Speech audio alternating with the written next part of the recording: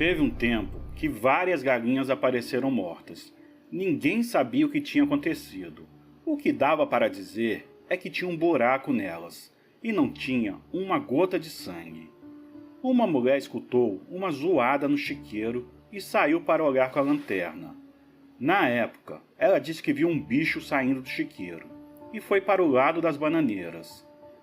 Ela disse que quando ele pulou do chiqueiro no chão, ficou sobre duas patas. Ele tinha o formato do corpo parecido com um bicho preguiça. Mas o bicho só parecia um pouco, porque, segundo ela, o bicho saiu do chiqueiro, caiu em pé e depois saiu correndo de quatro. Entrou na bananeira e foi subindo para o lado de um lugar que a gente chama de bobocão. Alguns moradores se reuniram para tocaiar e pegar o bicho, mas, a partir dessa noite, a coisa nunca mais apareceu. Alguns diziam que era um lobisomem, mas fazer isso com as galinhas não é coisa de lobisomem. E também ninguém ouviu uivo nenhum durante o período que as galinhas estavam parecendo mortas. Nesse tempo, alguns gaiatos se aproveitaram da situação e começaram a roubar galinhas, dizendo que era um lobisomem. Cortavam as cabeças e penduravam no chiqueiro, e levavam o corpo da galinha para fazer um ensopadinho. Mas as pessoas conheciam quem era ladrão e não bicho. Esse próximo relato não é de Jussaral, mas é de um engenho próximo. A pessoa que me mandou contar esse relato pediu para não dizer seu nome. Vou escrever como se fosse ela contando.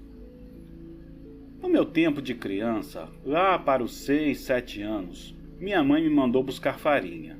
Ou era gás, eu não lembro direito, na casa de um conhecido. A gente morava lá em Campo Alegre. Na hora que eu fui lá, ainda estava de dia, mas na hora que eu estava voltando, já estava escurecendo. Lá em Campo Alegre tem um açude, e no balde do açude, na hora que eu ia voltando, eu vi um caixão todo branco. Não era muito grande não, era pequeno, que cabia uma criança de 3 para 4 anos. Aí na hora eu fiquei pensando, oh meu Deus, e agora? Como é que eu passo aqui? Meus cabelos levantou do casco de tanto medo, não tinha por onde passar, e eu não ia saltar dentro do açude para morrer. Num lado era o açude, no outro era o balde do açude, onde a água descia com muita força. Se eu caísse ali, a água me levava de todo jeito e eu ia morrer. Só tinha um jeito, era passar pelo caixão. Aí eu fechei os olhos, mas não totalmente, já que eu tinha que enxergar o caminho para não cair. Fiquei olhando só para o chão, tentando ver o caminho com os olhos quase fechados. Quando fui chegando perto do caixão, ele se destampa de repente. Na hora do susto, eu olhei e vi aquilo amarelo, brilhando, tanto de doer a vista. Do meio para a parte de cima, do meio para a parte de baixo, aquilo bem branco, como se tivesse meio a meio de prata e ouro. Aí fechei o olho de novo e só olhando um pouco para o chão e continuei. Depois que eu passei do caixão, fiz carreira para chegar na minha casa. Cheguei lá toda assombrada. Aí mamãe disse, o que é isso, menina? E eu, quase sem falar, me deram água e eu tremendo e chorando no medo danado. Aí falei o que vi. Não me lembro direito se era um tio meu ou era meu avô que disse. Minha filha, calha a boca, bora lá mais eu. E eu, sem querer ir, e ele, bora minha filha, não faz medo não. Ele saiu me arrastando a pulso e eu chorando, me emperrando para não ir, enfiando os dedos e unhas no chão. Aí ele disse, não minha filha, bora, é pra gente ficar rico, isso, é uma alma e tá dando dinheiro a você, bora. Aí ele pegou umas velas, umas estátuas de santo que eu não sei qual era, uns rosários e aí fomos. De longe mesmo do balde do açude, ele perguntou, aonde foi? E eu disse apontando, foi ali. Mas, quando olhamos, não vimos mais nada.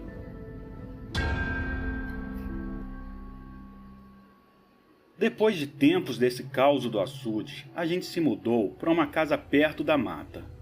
Mamãe saía mais papai para fazer farinha no engenho e trabalhar para o dono do engenho.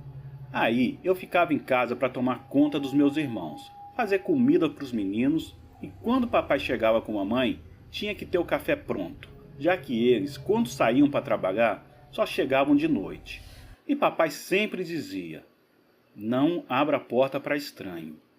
Nessa casa tinha uma janela alta, pro lado da mata, e papai sempre dizia pra gente não subir ali, porque se a gente caísse, a gente morria. Aí teve uma hora que eu vi aquilo assobiando. Aí sabe menino como é. Começaram também a assobiar dentro de casa, e eu reclamava com meus irmãos. Deixa de estar remendando, menino. Não assobia não, que a comadre fulozinha. E os meninos ficavam mangando, rindo. Aí sempre eles ficavam fazendo isso. Mas teve um dia que apareceu uma menina com os cabelos bem lourinhos, parecendo o cabelo de espiga de milho. A roupa dela era o cabelo. Essa menina apareceu na janela sorrindo pra gente.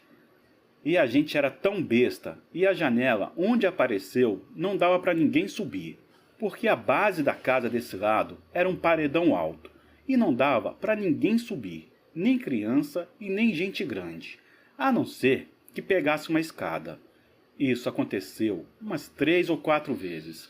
A menina, às vezes, aparecia perto da mata, chamando a gente para brincar, mas só que a gente dizia: não, a gente não pode sair.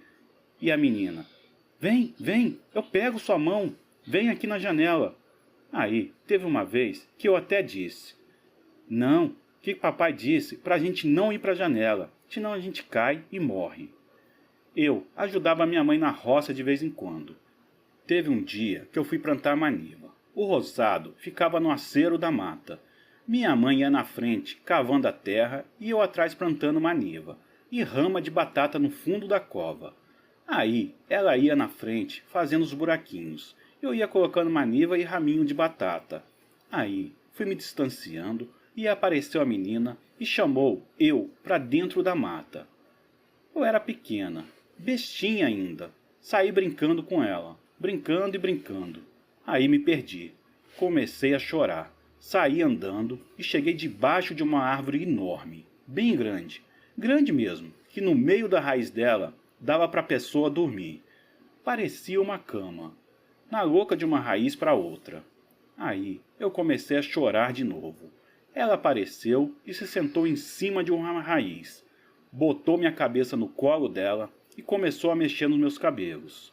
Nisso, peguei no sono, e quando acordei, estava com a cabeça em cima da raiz e começava a chorar de novo. E ela aparecia de novo com umas frutinhas para eu comer.